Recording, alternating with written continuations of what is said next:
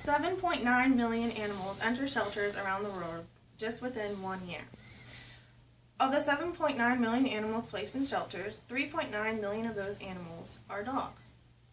But do all these dogs get adopted? Sadly, the answer is no. According to the ASPCA, 1.2 million of the dogs placed in shelters are euthanized or placed in kill shelters. So, do these dogs deserve to be euthanized? And what can we do to help? Pet adoption is a lifelong commitment which requires the approval to adopt from the specific agency you choose to adopt from, general knowledge to care for an animal, and you have to have the means to properly care for an animal. With this basic knowledge about pet adoption, you can be able to save a dog's life by adopting. Choosing a shelter or agency to adopt an animal from can be very difficult. You can choose to adopt through a local shelter within your neighborhood, or you can adopt from an agency like the ASPCA. If you adopt through a shelter within your neighborhood, typically what is required is proof of residency or an approval letter from an apartment complex or your landlord. They will also ask you if you own any other pets. They will not let you adopt an animal if you have a record of animal abuse or if you have previously returned an animal you have adopted back to the shelter. Adopting through a local shelter is a lot easier and simpler than adopting through the ASPCA. The approval process through the ASPCA is very time consuming. First, they let you meet the dog you want to adopt.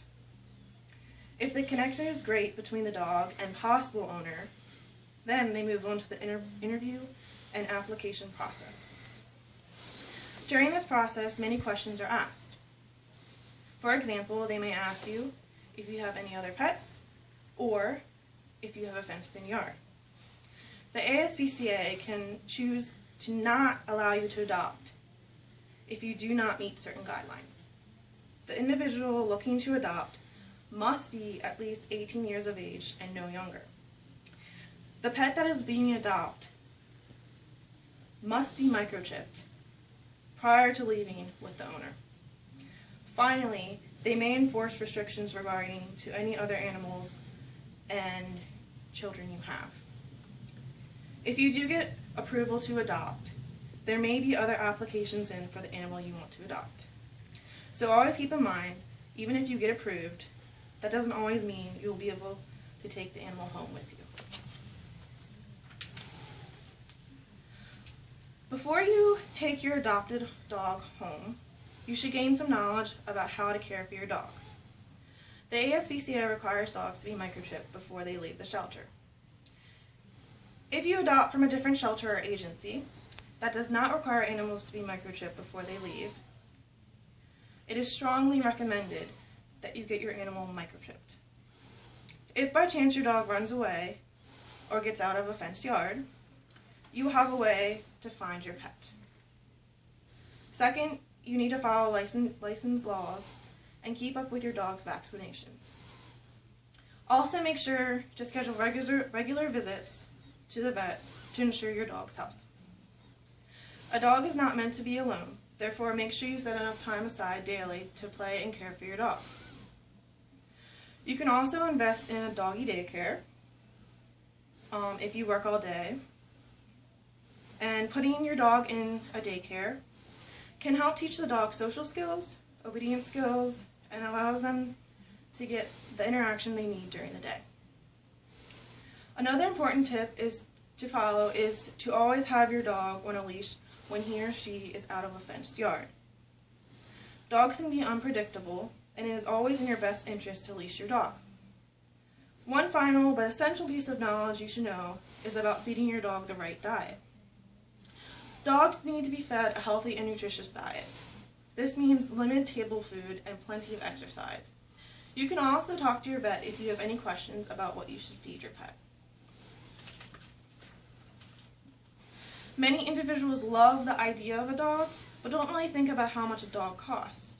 You must put into account their vet bills, food prices, and other serious expenses you may encounter when owning a dog. For example, if you are going away for vacation, you may have to send your dog to a kennel for the time you'll be away.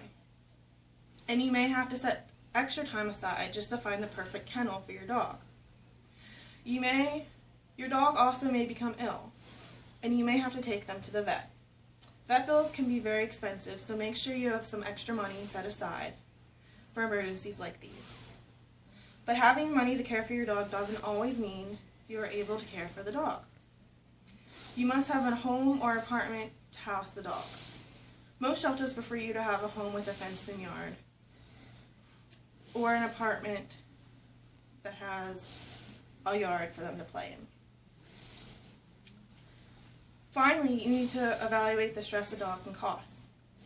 You're not going to find a perfectly trained dog, so always account for extra expenses such as torn up and chewed up objects. You may have to spend the extra money on obedience training.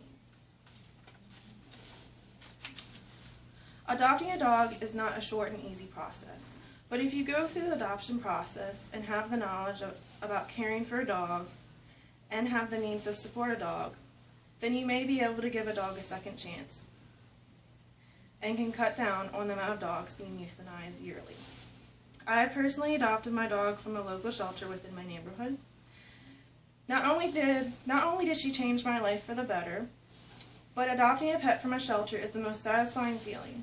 Knowing that I gave my dog a second chance will stay with me forever and the rest of my life.